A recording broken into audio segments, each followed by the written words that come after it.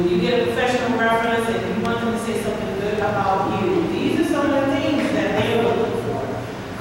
What did you do with your last job? So anything you say up to them in your interview or on your paper or whatever needs to match what that reference is going to say.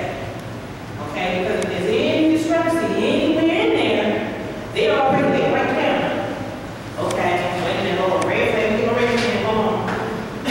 You know, they already marked it down. You know, they want to know what your strengths and weaknesses are.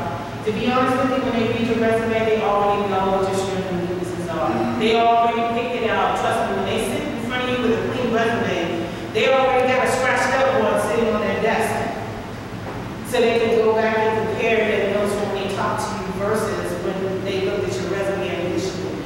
So you want to make sure that, you know, you get that down pat. Now, your most current jobs, by law, that's all they can get.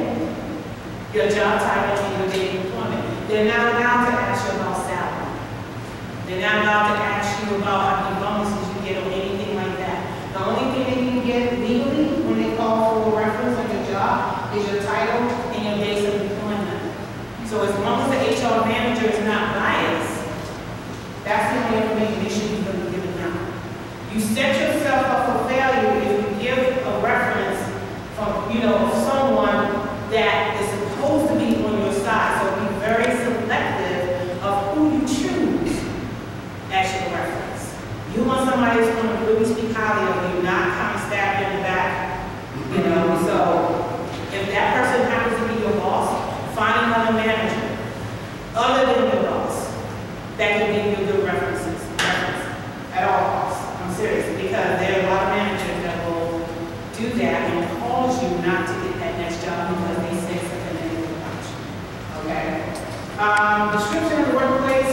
I'm not sure why this came up, 8%. I guess some companies want to know if you worked in a very easygoing environment or was it a hostile environment, because if it was hostile, then they're going to be saying, oh, well, she worked in a hostile environment, she might bring some of that hostility over here. So, to me, that was a little surprising. And that also goes with the culture as well. And some of them just say, I just don't know what I'm looking for. They just look at me to see what the person says. They're not looking for any particular thing. They just want to know, what do you want to say about, you know, let's say about law. I want to know about law. You know, I don't know about law. Tell me about law. That way they can pick and choose what they want to listen to and what they don't. So that's it. Alright. Now, here's the one about the legal questions. Okay, so in the book on page 29, I just listed, just for your reference, I'll just point this out.